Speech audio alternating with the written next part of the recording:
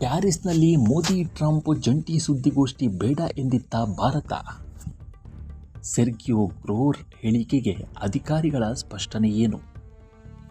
ಜೂನ್ನಲ್ಲಿ ಫ್ರಾನ್ಸ್ನಲ್ಲಿ ನಡೆದ G7 ಶೃಂಗಸಭೆಯ ಸಂದರ್ಭದಲ್ಲಿ ಭಾರತದ ಪ್ರಧಾನಿ ನರೇಂದ್ರ ಮೋದಿ ಮತ್ತು ಅಮೆರಿಕ ಅಧ್ಯಕ್ಷ ಟ್ರಂಪ್ ಭೇಟಿಯಾಗುವ ಮುನ್ನ ಪತ್ರಿಕಾಗೋಷ್ಠಿ ನಡೆಸದಿರಲು ಭಾರತ ಬಯಸಿತ್ತು ಎಂಬ ಭಾರತಕ್ಕೆ ಅಮೆರಿಕದ ರಾಯಭಾರಿ ಸೆರ್ಗಿಯೋ ಗ್ರೋರ್ ಅವರ ಹೇಳಿಕೆ ಇದೀಗ ಚರ್ಚೆಗೆ ಎಡೆಮಾಡಿಕೊಟ್ಟಿದೆ.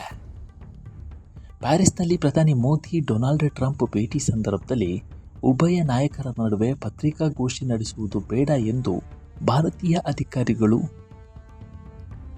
ಕಡೆಯವರು ತಮಗೆ ತಿಳಿಸಿದ್ರು ಎಂದು ಸೆರ್ಗಿಯೋ ಗ್ರೋರ್ ಪ್ರತಿಪಾದಿಸಿದ್ದಾರೆ. ಇದಕ್ಕೆ ಸ್ಪಷ್ಟನೆ ನೀಡಿರುವ ಭಾರತೀಯ ಅಧಿಕಾರಿಗಳು ಅತ್ಯಂತ ಪ್ರಮುಖ ವ್ಯಕ್ತಿಗಳ ಬೇಡಿಕೆಗೆ ಸಂಬಂಧಪಟ್ಟಂತೆ ವಿಷಯಗಳನ್ನು ಚರ್ಚಿಸುವುದು ಮತ್ತು ಕಾರ್ಯಕ್ರಮದ ವೇಳಾಪಟ್ಟಿ ಹಾಗೂ ನಡಾವಳಿಗಳ ಬಗ್ಗೆ ಸ್ಪಷ್ಟತೆಯಾಗಿ ಆ ಮಾಹಿತಿಯನ್ನು ಇನ್ನೊಂದು ಕಡೆಗೆ ರವಾನಿಸುವುದು ಸಾಮಾನ್ಯ ಪದ್ಧತಿ ಆಗಿದೆ ಎಂದು ಹೇಳಿದ್ದಾರೆ. ದಕ್ಷಿಣ ಆಫ್ರಿಕಾ ಮತ್ತು ಉಕ್ರೇನ್ನಂತಹ ದೇಶಗಳ ಅಧ್ಯಕ್ಷರೊಂದಿಗೆ ಡೊನಾಲ್ಡ್ ಟ್ರಂಪ್ ಅವರ ಸಂವಹನಗಳನ್ನು ಗಮನಿಸಿದಾಗ ಅವರ ಊಹಿಸಲಾಗದ ವರ್ತನೆಯ ಬಗ್ಗೆ ನಿಯೋಗಗಳು ಸಾಮಾನ್ಯವಾಗಿ ಎಚ್ಚರಿಕೆಯಿಂದಿರುತ್ತವೆ. ಇದೇ ಕಾರಣಕ್ಕೆ ಭಾರತ ಎಚ್ಚರಿಕೆಯ ನಿಲುವನ್ನು ತಳೆದಿತ್ತು ಎಂದು ಮೂಲಗಳು ಖಚಿತಪಡಿಸಿವೆ.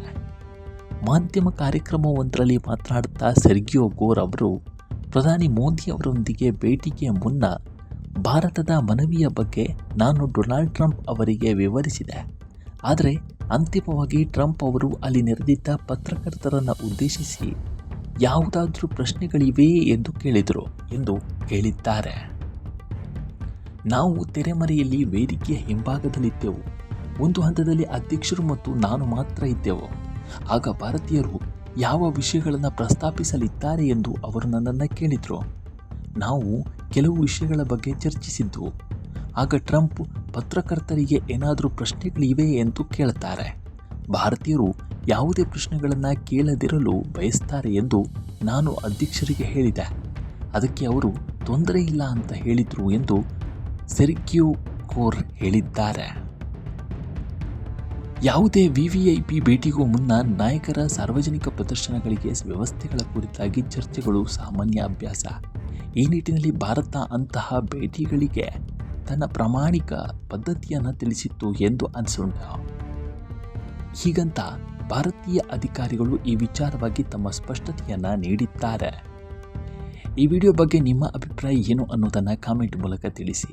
ಈ ವಿಡಿಯೋ ಇಷ್ಟವಾದರೆ ಲೈಕ್ ಮಾಡಿ, ಶೇರ್ ಮಾಡಿ ಮತ್ತು ನಮ್ಮ NCIB ಚಾನಲನ್ನು ಈ ಕೂಡಲೇ ಸಬ್ಸ್ಕ್ರೈಬ್ ಮಾಡಿ. ಮುಂದಿನ ವಿಡಿಯೋದಲ್ಲಿ ಸಿಗೋಣ. ನಮಸ್ಕಾರ.